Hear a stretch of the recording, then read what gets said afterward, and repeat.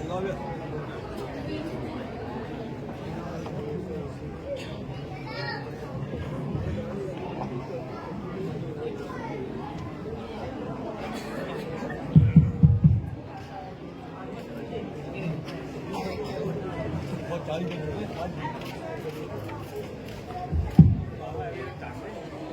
सो गया इंडिया पाकिस्तान इसकी भी क्या करो मेरी बात है तो इब्राहिम भाई के सपोर्ट में मेरे भी एक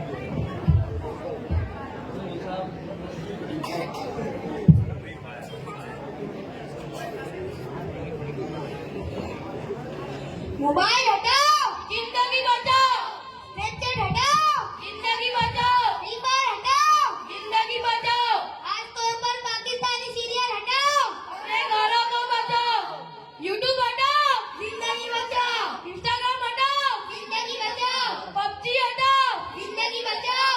फेसबुक हटाओ, जिंदगी बचाओ। अरे क्या शोर मचा रखा है?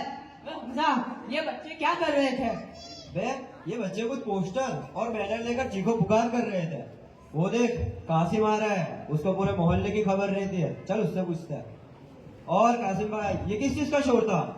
वो बच्चे मोबाइल के खिलाफ रैली निकाल रहे थे और कह रहे थे कि मोबाइल एक स्लो पॉइजन यानी धीमा धीमा जहर है। अरे मोबाइल ने तो कितनी सहूलत कर दी है, एक मैसेज से कोई भी चीज आ जाती है। ये अपने साकिब को देख लो, अक्खा दिन कोई ना कोई पार्सल मंगवाया करता है।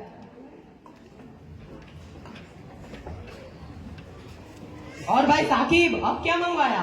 कुछ नहीं है यार, वो अमेज़न का ऑफर था मोबाइल के बारे में, तो मोबाइल मंगवाया है जिसमें कैशबैक, एडिशनल डिस्काउंट और एक्सचेंज ऑफर था।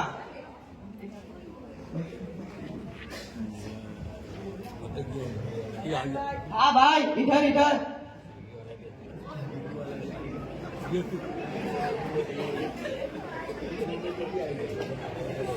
क्या यार क्या मंगवाया?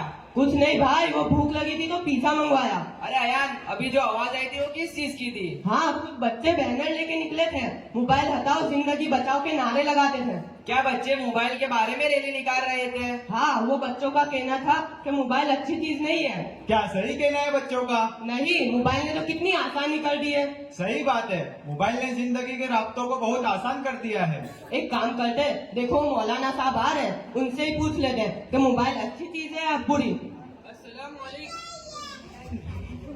अस्सलाम वालेकुम। वालेकुम अस्सलाम। क्या हुआ, सब खैरियत तो है? अल्हम्दुलिल्लाह। हाँ मौलाना साहब, हम मोबाइल के बारे में बात कर रहे थे कि मोबाइल ने आजकल कितनी आसानी कर दी है। हाँ, आज मोबाइल का ऐसा दौर है कि हर चौथी पांचवी दुकान मोबाइल और उसकी एक्सेसरीज की है। बिल्कुल मौलाना, जो भी मोबाइल की दुकान खोलता है उसकी दुकान चल जाती है। मैं तो कहता हूँ कि वक्त के साथ साथ इंसान को भी अपडेट रहना चाहिए। हाँ हाँ सही बात है, आज मोबाइल ने कितनी आसानी कर दी है। एक मैसेज पर खाना, गाड़ी, मोबाइल, रेलवे टिकट हो या प्लेन टिकट सब मोबाइल के जरिए मिल जाता है। और अयान का पिज्जा भी तो एक मैसेज पर आया है। बल्कि लोग आज मोबाइल के जरिए खूब पैसे कमा रहे हैं। अरे तो फिर बच्चों ने रैली क्यों निकाली? मैं बताता हूँ आपको इसकी वजह। क्या आपको पता है कि दुनिया की सबसे मालदार मोबाइल कंपनी कौन सी है? ओहो स्विगी ने? नहीं नहीं स्विगी नहीं, बल्कि सबसे मालदार कंपनी तो एप्पल कंपनी है मेरा भाई। हाँ हाँ वही है। क्या आपको मालूम है कि इस कंपनी के मालिक ने अपने बच्चों को मोबाइल से दूर रखा है और कहा है कि मैंने इस कबीज को बनाया है और मैं ही जानता हूँ कि ये मेरे बच्चों के लिए कितना खतरनाक है। यह आईफोन कंपनी के मालिक का जवाब है, जो इस मोबाइल की दुनिया का बाप है। मैं मोबाइल के इस्तेमाल का मुखालिफ नहीं हूँ, बल्कि कहा जाता है कि सलाहियत का इजाला नहीं, उसका ईमान होना चाहिए। अरे यानी एक चीज जो नफा और नुकसान दोनों देती हो तो उसको नफे में इस्तेमाल करना चाहिए, लेकिन इस मुहमा अकबर मिन नफीहिमा, उसका नुकसान बहुत ज्यादा है नफे के मुकाबले में। अरे मौलाना साहब, जमाने के हालात से बाखबर रहने के लिए मोबाइल बहुत बड़ा जरिया है।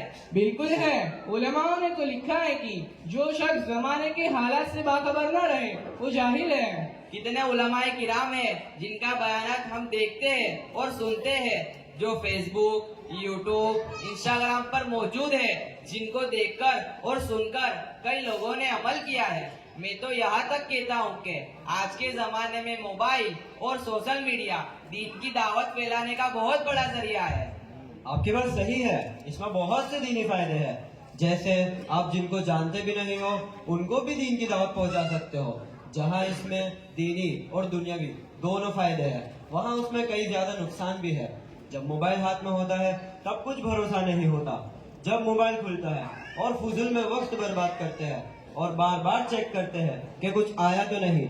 यहाँ तक के लोग नमाज के बाद फौरन मोबाइल चेक करते हैं जैसे नमाज कबूल होने का मैसेज आया हो। अरे हाँ, मोबाइल ने तो बहुत बर्बाद करके रखा है। आजकल की माएँ तो मोबाइल के चक्कर में अपने बच्चों पर ठीक से ध्यान भी नहीं देती, और बच्चे भी जब अपने माँ बाप को मोबाइल में मशगूल देखते हैं तो उनसे भी मोबाइल बिना रहा ही नहीं जाता।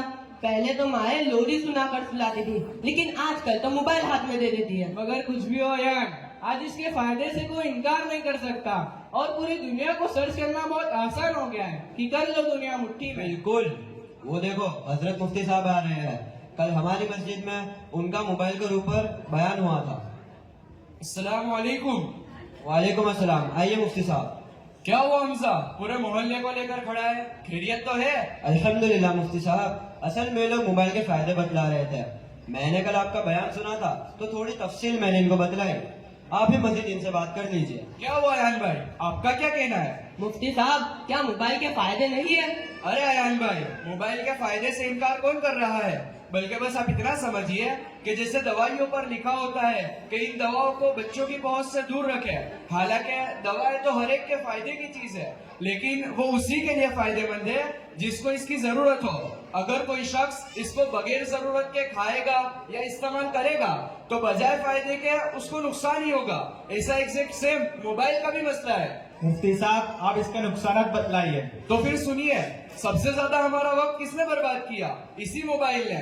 हालांकि एक हदीस का खुलासा है कि अन उम्रिही फीमा अफनाहू, कल कयामत के दिन हमसे वक्त के बारे में सवाल किया जाएगा कि हमने इस वक्त को कहाँ गुजारा।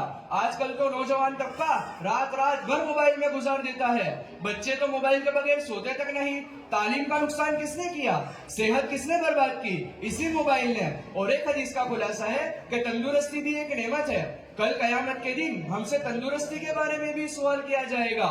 आजकल तो लोग मोबाइल के चक्कर में अपने रिश्तेदारों से दूर होते जा रहे हैं। मुस्कुराते भी है तो अकेले अकेले फोन में तारक मेहता और पाकिस्तानी सीरीज देखकर। ये तो मैंने इसके चंद दुनियावी नुकसान बतलाए, इसने तो दीन का भी बहुत बड़ा नुकसान किया है। तो मुफ्ती साहब, आप इसके दीनी नुकसान बताइए ताकि हम भी इस खबीस के शर से महफूज रह सके।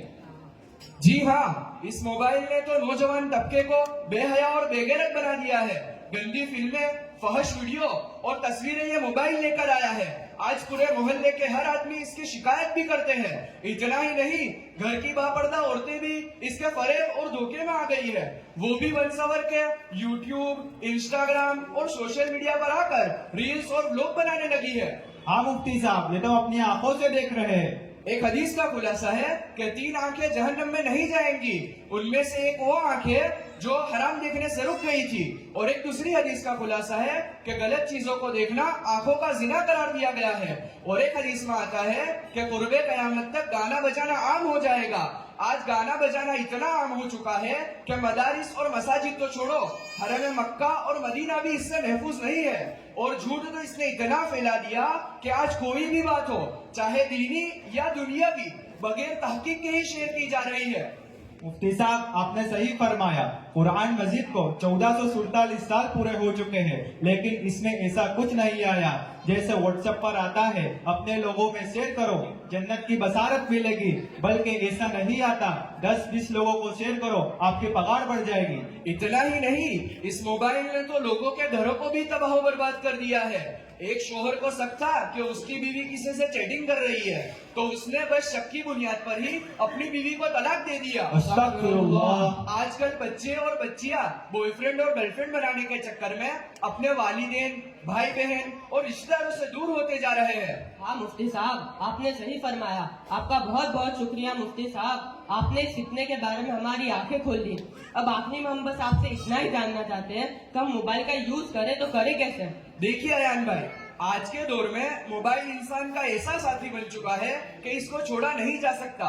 अगर हम इसका सही इस्तेमाल करेंगे तो हम इसके जरिए दीनी, इस्लाही, समाजी और अखलाकी बातें लोगों तक पहुंचा सकते हैं। और अगर हम इसका गलत इस्तेमाल करेंगे तो यही मोबाइल हमारी तमाम खराबियों और बुराइयों की जड़ बनेगा। अगर हम पाकीज़ा मुआशरा चाहते हैं तो हमें इसके गलत इस्तेमाल से बचना होगा। और आखिर में मेरी अल्लाह ताला से यही दुआ है कि हमें इसके सही इस्तेमाल की तौफीक अता फरमाए और गलत इस्तेमाल से हमारी हिफाजत फरमाए। आमीन। अरे मुफ्ती साहब, आप कहाँ पे जा रहे हो? अरे कासिम भाई, मदरसे हलीमा सादिया का सालाना जलसा खदरी बोल में शुरू हो गया है, जहाँ पर हजरत मुफ्ती अब्दुल वाहिद साहब, हजरत मुफ्ती तलहा साहब और हजरत कारी साकिब साहब तशरीफ लाएंगे और उनका बयान भी होगा इंशाअल्लाह। आप भी चलो, मैं भी वही जा रहा हूँ। बिल्कुल चले।